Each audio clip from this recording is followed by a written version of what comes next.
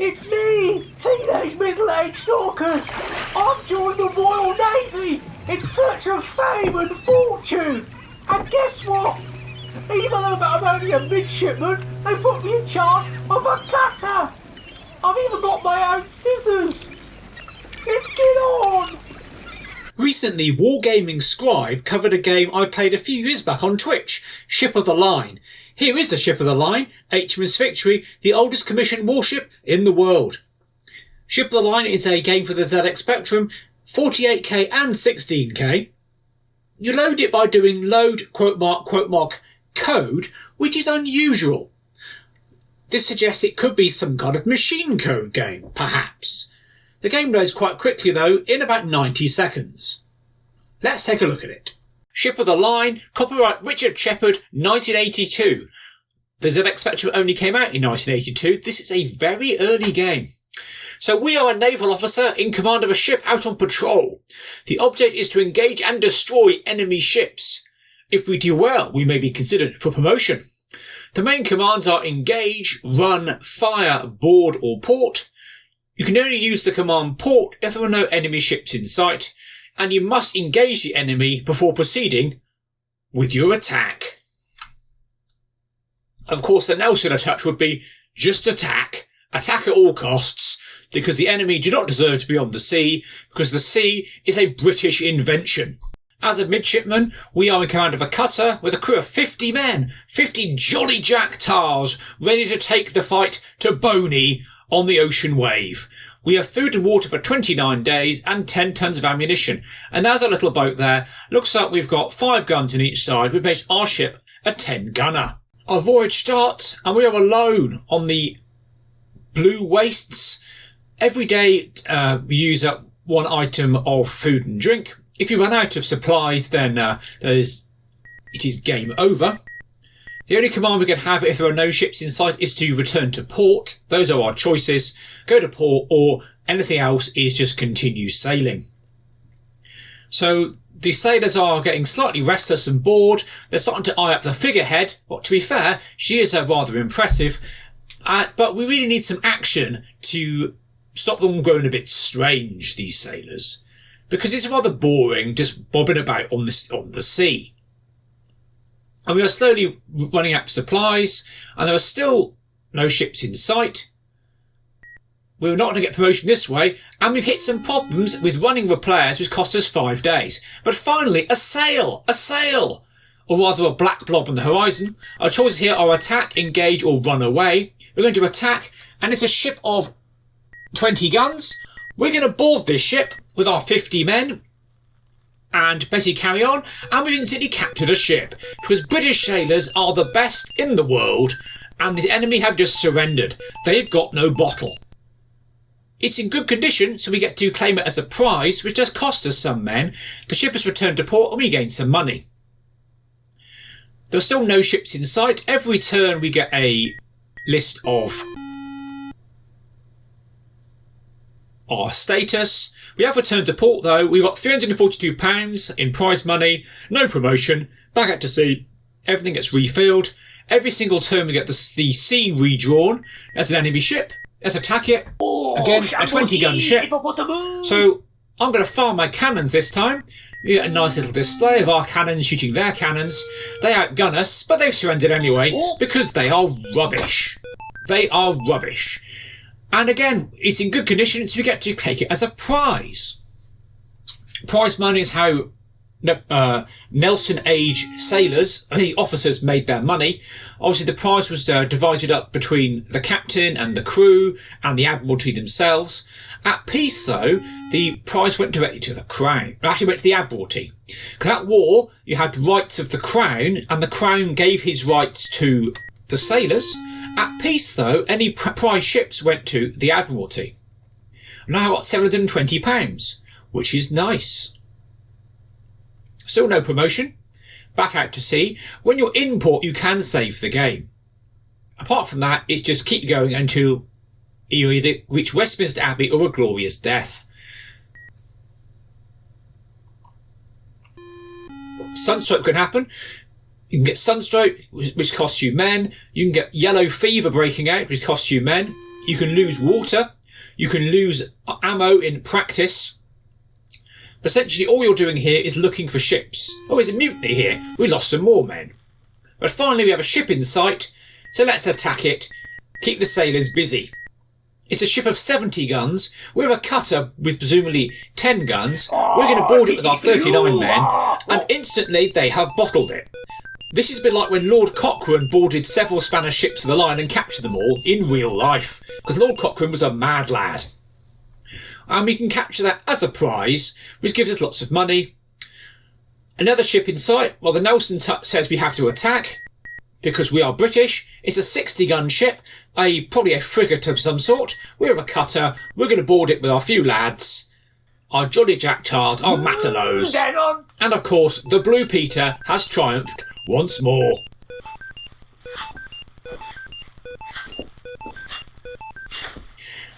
Every time you board a ship, there is a 1 in 75 chance that you are wounded and captured, which is game over.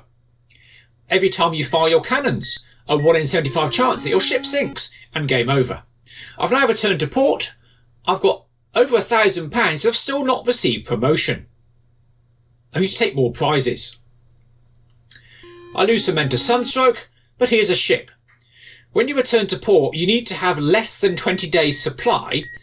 Otherwise, the Admiralty don't like it, so you've returned to port too often. We're now boarding a ship of the line with a cutter. Ship of the line have hundreds of men, we have 30 odd, and we've captured a ship of the line. This is why the Royal Navy ruled supreme. We can take it as a prize though. Caught in fog, which is bad. It was cost us days to supply to sitting in fog, or maybe we're becalmed. We've returned to port, we've lost some ammunition. We've now got a large amount of money, a substantial sum. The Admiralty don't want to promote us, but I could bribe them, but I'm going to keep my money. I'm going to be promoted the honest way. The Admiralty was actually quite professional. You had to sit exams for promotion. It's a fleet of 3 ships, which we're going to attack with our single cutter. And we're going to fight them all. We'll rant and we'll roar, just like British sailors, and we'll gain control of the Salt Sea. If you run out of men while boarding, you again lose, and that's the end of the game. You have to start again. If you run out of ammunition while firing, you lose, and that's the end of the game. So it's a very simple game, but it was written in 1982. Thick fog costs us 9 days. Remember, we don't want to run out of supply, and we can only return to port if there are no ships in sight. Again, yellow fever costs us men. We need 20 men to keep the ship here. While returning to port, we've encountered an enemy ship. Well, may as well attack it then. It's a 70-gun ship, which is a ship of the line. We're a cutter. Does it matter? Let's board. 26 men. Less than 20 men is game over, but we've captured a ship of the line. We won't be able to have it as a prize, though. We have to burn the thing. What a waste. No ships in sight. Let's try returning to port again. Returning to port, another mutiny. We're very close. We've got very few men left. So I'm now going to run away from this fleet. They've not seen me. We're going to return to port again. Can we make it? A 50-50 chance of making it to port. Running repairs cost us 2 days. Are we going to starve to death? We've reached port, and the lordships have decided that I might be relevant for promotion. I have to pass an exam, though, which is a simple memory test. A series of letters displayed and I must repeat them in the correct order. Are you ready? 2 letters displayed on the screen for a period of time. Enter the correct sequence, 2 of them, to get promotion. And I have received promotion. I am now a lieutenant in the Royal Navy. As a lieutenant, I've got a telescope. It's brilliant. I can see things really far away. Maybe I can see some mermaids. Oh, hang on. There's some French ships. We're going to go and attack them. Get some more gas. Promotion needs to command of a brig with a crew of 115 tons of ammunition. We set out to sea, fight a few battles, return 10 days later, and find we're up for promotion yet again. You have to pass examination though, and this time it's a little bit harder, 50% harder, because there are now 3 letters to remember.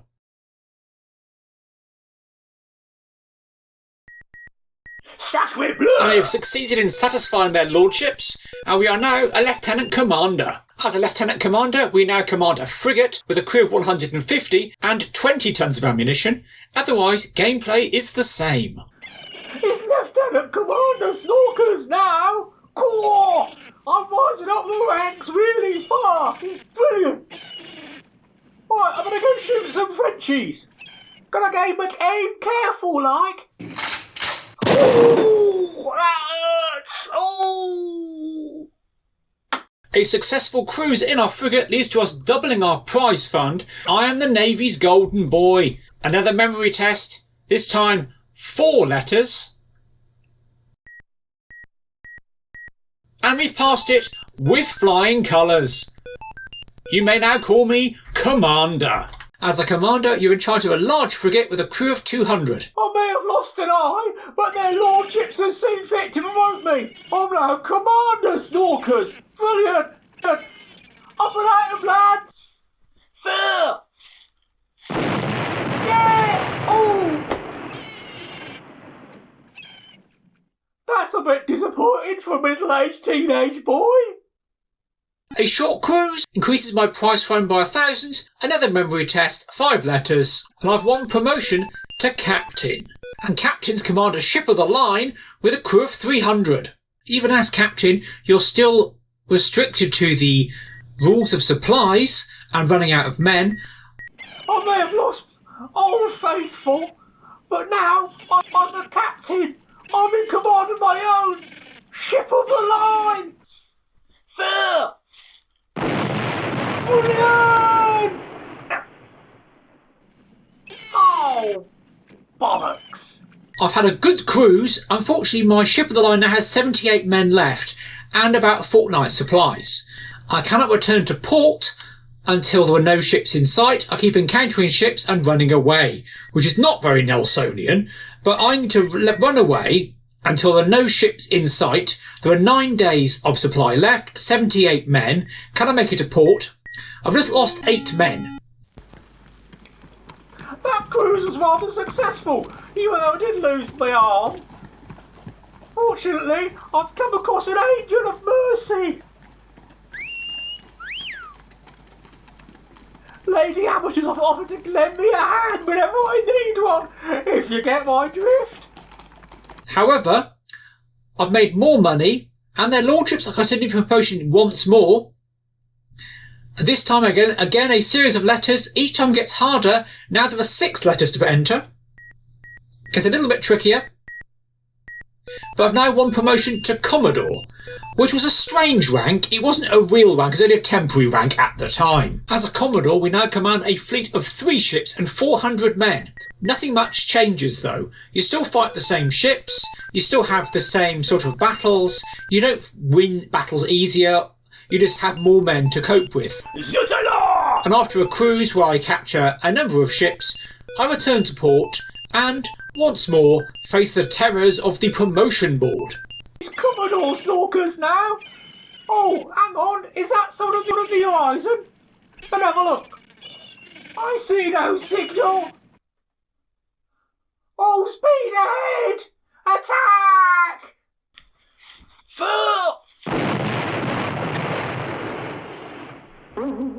Oh, crumbs!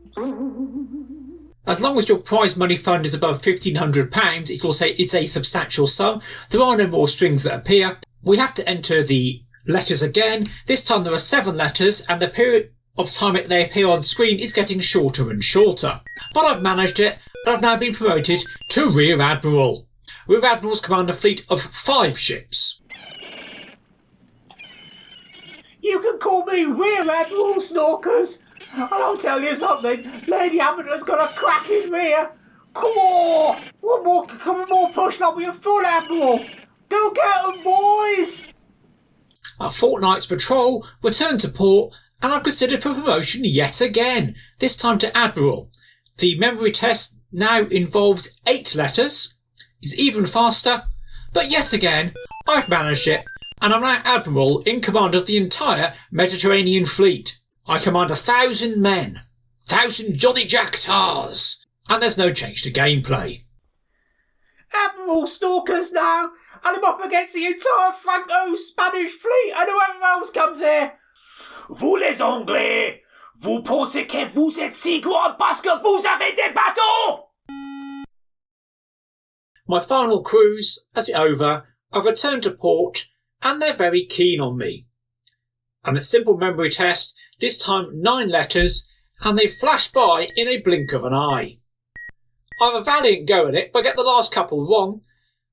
And basically, I can bribe their lordships instead to get promotion with most of my money, and I want to finish the game now. I've had enough, and I've got to go to work at some point, or the shops or something or other. So pressing B to bribe will now win me the game.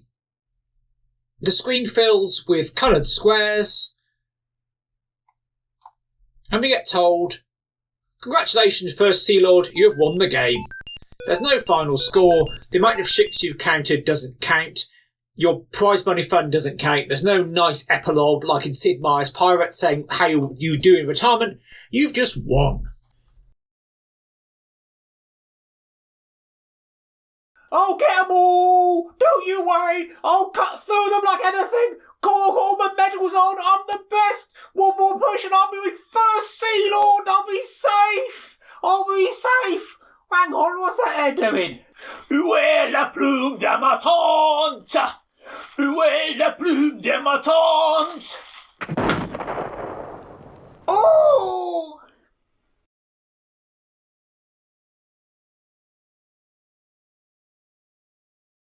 Any attempt to break into the game by pressing break or entering stop at input results in the game immediately resetting. I wanted to know how the game ticked, so I opened it up in ZX Block Editor to see that it's a byte type program, hence low code, which starts with some variables, then channels, then program data, which surprised me, which means it's in BASIC. So I took a copy of the tape and removed the standard data and channel information and the standard data at the end to leave us with just program data and variables. We need to create a program data header, which is doable in ZX Block Editor. We just need to tell the editor what the length of the program is and the length of the variables. We call the program ship. We can then save that and then insert this new tape into our virtual ZX Spectrum, which is Spectaculator, and we can load it now with just load like a normal program. And then the program gets listed. Copyright Richard Shepard 1982. And the first 2 things we do is poke 23609 with 255. That turns the keyboard click into a keyboard high-pitched beep. And then we poke 23613 with 0. Not sure what that does, but we can run the program. And then we are quite clearly a midshipman. We press the break key and then we reset.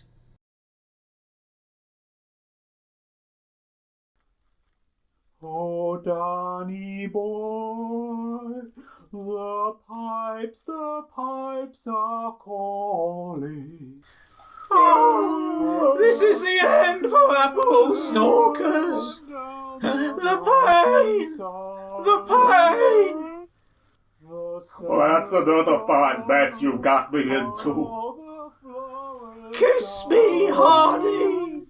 'Tis you, must go and Say, is that the cab? I got a train to catch to Hollywood. Well, how'd you like that then? Oh! 23613 and 4 make up 2 parts of a system variable called ERRSP. This is the address on the stack where the ZX Spectrum looks for the address to jump to in case of an error. So it is not the address itself, it is the address of the address. Looking at a little program here, we can see that ERRSP normally has 84 in it in the first byte and then 255 in the second byte. Turning that into an address, the second byte is the most significant byte, we see that points to address 65364. 65364 in turn contains 2 bytes, again it's an address, which is 3 and 19. Calculating that points to address 4867, which in hex is 1303, which as can be seen here in the ZX Spectrum ROM disassembly, is the I'm waiting for a response. Print the error message and ask the user to start typing. We can execute address 4867 and it just goes, okay, because it instantly goes, we're done here. If, however, we change address 23613 to 0, as Mr. Shepherd does, we get a different address we're looking at. And that address, also in high memory, contains 2 zeros. And 2 zeros will point us at the very start of the memory of the ROM, and if we execute address 0 in the ROM, we will reset the entire ZX spectrum. One thing to watch out for, though, is that addresses 23613 and 4, ERRSP, are reset every time you do a run, or a go sub, or a return, which is why he sets them quite regularly in his program. It's a rather elegant way of copy protection, saving the game including the system variables. This would leave a problem where he'll be unable to edit his program ever again. However, there is a way of getting into the code without hacking into it with ZX Block Editor, which did not exist in 1982. When you come to fight an enemy ship, instead of firing or boarding, if you enter the string SBH127M, you're instantly returned to basic. I've not snorkified this game. This is meant to be a rather quick video, but obviously these things grow in the telling. It's a very early game, so snorkifying it would be a bit unfair, I think. Things I would add if I had the time. My loading screen, very simple to do, of a ship of the line perhaps. I'd overhaul the combat system. There's not much difference between fighting with cannons and boarding. There is a rather nice sinking animation if your ship gets sunk, but that's nothing to do with what the ships you're fighting, it's just a 1 in 75 chance. Some kind of risk-reward mechanism perhaps, where the further away you go from port, maybe the richer pickings you may find. But it's a fun little game, it loads very quickly, and I enjoyed digging into it. Thank you for watching. Come cheer up, my lad, 'tis the glory we steer, to add something more to this wonderful year. So honor we call you as free men of the place, for who are free as the sons of the way. Our ships jolly past our end, we'll always be ready, steady boys steady, we'll fight and cry, Johnny Marr! Je vais aller en vous